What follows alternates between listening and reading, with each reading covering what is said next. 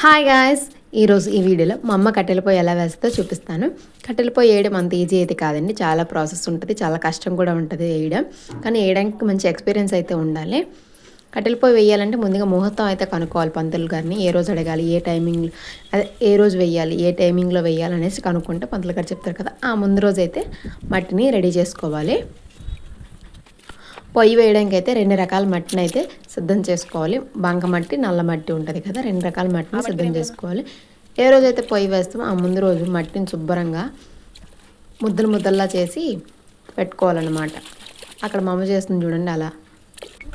Next ఈ నల్ల మట్టి, ఇది పై కోటింగ్ అంటే పొయ్యి అంతా వేసిన తర్వాత దానిపైన కోటింగ్ కోసం అయితే ఇలా వేస్తామన్నమాట. ఇది అంటే ఇల్లు కట్టేటప్పుడు వండేస్తారు కదా సిమెంట్, అలా వేస్తారు దీన్ని పై కప్పులాగా. కట్టెల పొయ్యి వేయాలంటే మంచి ఎక్స్పీరియన్స్ ఉండాలి, అంత ఈజీ అయితే కాదు కదా. దాన్ని కట్టెల పొయ్యి సరి చేస్తూ తీస్తూ వేస్తూ కట్టకు ఉందా లేదో ఎగు దిగు పల్లాలు లేకుండా సరిగా చూసి వేసుకోవాలి కట్టెల పొయ్యిని. అదిగోండి మా అమ్మ కింద మట్టి వేసి వాటి మీద 3 గిటికలు పెట్టి సరి చేస్తుంది వాటిని. ముందుగా ఆ పొయ్యి పలక ఉంది కదా, ఆ పలక పెట్టేసి సరి చూసుకోవాలన్నమాట, సరిపోతుందా లేదా అనేసి. ఆ ఎడ్జెస్ సమానంగా కన్నాలు క్లియర్గా కనిపించాలి. అలా తీస్తూ సరి చేస్తూ కట్టకు వచ్చినప్పుడు వంపులు లేకుండా తీసి వేసుకొని అలా ఇటుకల మీద ఇటుకలు పెట్టి పొయ్యి అయితే రెడీ చేసుకోవాలి.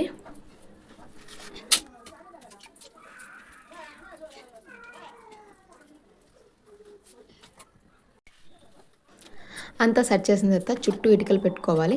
ఆ రౌండ్ ఆఫ్ సర్కిల్ ఉంది కదా, మట్టితో ఉంటుంది, లేదంటే ఐరన్ది కూడా పెట్టుకోవచ్చు. ఐరన్ది పెట్టుకుంటే పొయ్యి అనేది వేగంగా ఇది రాదనమాట. చూస్తూ పెట్టుకోవాలి, అడ్జస్ట్ చేస్తూ చుట్టూ ఇటుకలు పెట్టేసి వాటిపై బంక మట్టి పెట్టేస్తూ పొయ్యిని అయితే రెడీ చేసుకోవాలి.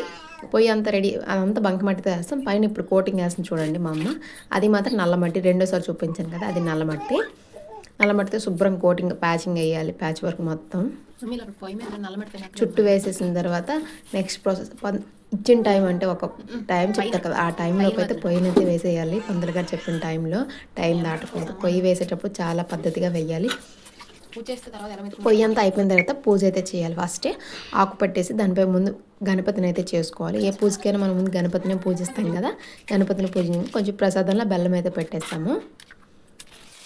అక్షంతలు వేసి అగరబత్తులు వెలిగించేయడమే. అరటిపళ్ళు కూడా ఉంటే పెట్టుకుంటారు. ఆ టైంలో అరటిపళ్ళు లేక కాబట్టి అవి పెట్టేస్తాం మేము. బెల్లం మా అమ్మ కొద్దిగా నేను కొద్దిగా తినేసి అక్షంతలు వేసేస్తాము, పొయ్యి వెలిగించేస్తాము. పొయ్యి వెలిగించిన తర్వాత కొత్త పొయ్యి మీద ఏదైనా ఫస్ట్ వండాలంట, లేదంటే పొయ్యి అనేది పోతుంది. పొయ్యి వెలిగించేసి ఏదైనా అలా కాసేపు 1 గంట 2 గంటలు అలా వెలిగించి ఉంచాలి. అప్పుడు పొయ్యి అనేది గట్టి పడుతుంది వెలిగించడం వల్ల. కొత్త పొయ్యి మీద ఏదైనా ఫస్ట్ కుక్ చేయాలంట, తీపి లాంటిది. కుక్ చేసిన తర్వాత ఈవినింగ్ కల్లా పొయ్యి అనేది కొంచెం పగులుతుంది, బేట్లలాగా వేస్తుంది. దాన్ని మళ్ళీ సెకండ్ ప్రాసెస్ కోటింగ్ అయితే, ఇప్పుడు నల్ల మట్టి వేసాం కదా, దాన్ని మళ్ళీ సెకండ్ ప్రాసెస్లో కోటింగ్ అయితే వేయాలి. ఇంతేనండి పొయ్యి వేయడం. వీడియో నచ్చితే లైక్ చేయండి, సబ్స్క్రైబ్ చేసుకోవడం మర్చిపోకండి. ఇలాంటి వీడియో